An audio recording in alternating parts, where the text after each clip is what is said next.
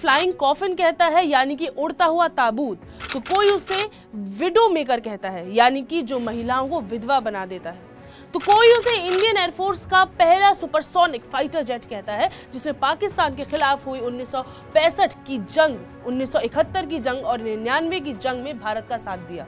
यह Indian air force का fighter jet MiG-21, जो अपनी खूबियों से ज्यादा अपनी खामियों के लिए चर्चा में बना रहता है, जिसने लड़ाई से ज्यादा क्रैश होकर सैकड़ों पायलट और आम आदमी की जानें ली हैं।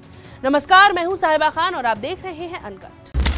भारत रक्षक ब्लॉग के अनुसार 1963 से MiG-21 से करीब 294 एक्सीडेंट हो चुके हैं और इस क्रैश को मिलाकर के 295 हैं। इंडियन एयरफोर्स के इस विमान की चर्चा इसलिए हो रही है क्योंकि फिर से एक MiG-21 क्रैश हो गया है। राजस्थान के हनुमानगढ़ के बहलोल नगर में क्रैश होकर MiG-21 एक घर पर गिर गया, जिसमें 4 लोगों की मौके पर ही मौत हो गई।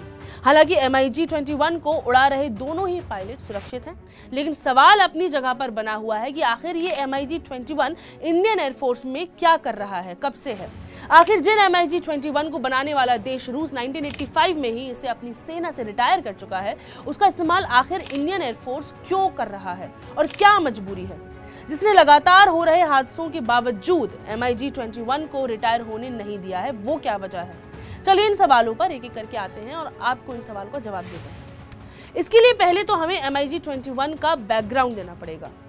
तो MiG-21 से सबसे पहला हादसा 1963 में रिकॉर्ड हुआ था।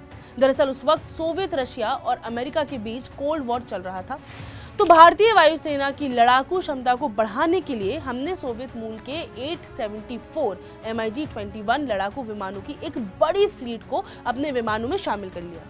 2012 में MiG-21 से हुए लगातार क्रैशेस को देखते हुए तब के डिफेंस मिनिस्टर A.K. एंटनी ने संसद में बताया था कि रशिया से लिए गए 872 MiG विमानों में से आधे क्रैश हो चुके हैं, जिसकी वजह से 200 से ज्यादा जानें गई हैं, जिनमें 171 पायलट हैं, 39 सिविलियंस हैं और बाकी 8 क्रू और सर्विस मेंबर्स हैं। 1985 में रशिया, जो इस विमान का मैन्युफैक्चरर है, उसने भी इसे इस्तेमाल करना बंद कर दिया।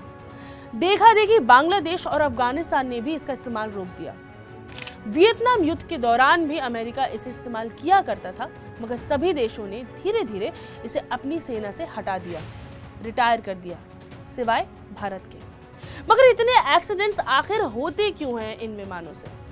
तो रिपोर्ट्स के मुताबिक 3 वजहें हैं: टेक्निकल डिफेक्ट्स, इंसानों की गलती यानी कि ह्यूमन एरर, और पक्षियों का विमान से भिड़ जाना, टकरा जाना। तो अब इतने देशों ने इसका इस्तेमाल बंद कर ही दिया है, तो भारत को इसे इस्तेमाल करने की क्या मजबूरी है?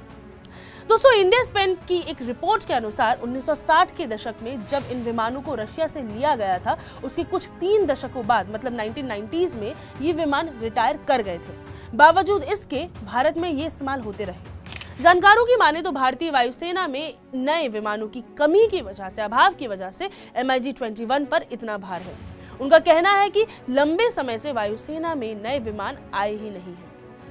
2014 के अक्टूबर में वायुसेना प्रमुख ने कहा था कि भारत को पुराने विमानों को हटा देना चाहिए, वरना इसमें देरी से भारत की सुरक्षा को खतरा है। कई पुर्जों, हार्डवेयर यानी कि और चीजें उन विमानों में पुराने हो चले हैं। BBC की एक रिपोर्ट के अनुसार पायलटों की लंबे समय से शिकायत रही है कि MiG विमानों के कुछ मॉडल बहुत तेजी से लैंड करते हैं और कॉकपिट की खिड़कियों का जो डिजाइन है वो इस तरीके से है कि पायलट रनवे को ठीक से देख तक नहीं पाता है। फिर सिंगल इंजन की भी दिक्कत आई। सिंगल इंजन वाला विमान होने का मतलब है कि ये हमेशा खतरा बना रहेगा। विमान के दुर्घटनाग्रस्त होने की संभावना तब भी बढ़ जाती है जब कोई पक्षी विमान से टकराता है या फिर इंजन फेल होता है। कुछ ही समय पहले वायुसेना में कुछ 36 रफाल फाइटर जेट्स ऐड हुए थे, ये सही बात है, मगर सिर्फ 36 रफाल फाइटर जेट्स ही भारत के आसमानों को दुश्मन से बचाने के लिए बहुत कम है। पिछले साल IAF चीफ ने कहा था कि जल्द ही भारतीय वायुसेना मेक इन इंडिया प्रोग्राम के तहत 114 एडवांस्ड मीडियम कॉम्बैट एयरक्राफ्ट यानी कि AMCA और लाइट कॉम्बैट एयरक्राफ्ट यानी कि MK-1A एंड MK-12 इंडक्ट करेगी। अब वो जल्दी कब आएगा कोई नहीं जानता। इंडस्ट्री एक्सपर्ट्स कहते हैं कि जेट की क्षमता को अपग्रेड करना भी संभव नहीं है।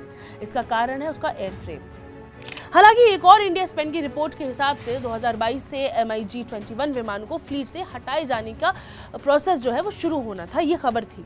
तो वो प्रोसेस कब शुरू होगा ये तो पता नहीं, मगर फिलहाल वायुसेना को कहीं ना कहीं ज़रूरत है नए, एडवांस्ड और बेहतर विमान इंडक्ट करने की, ताकि MiG-21 पर हमारी निर्भरता कम होते होते ख़त्म हो जाए।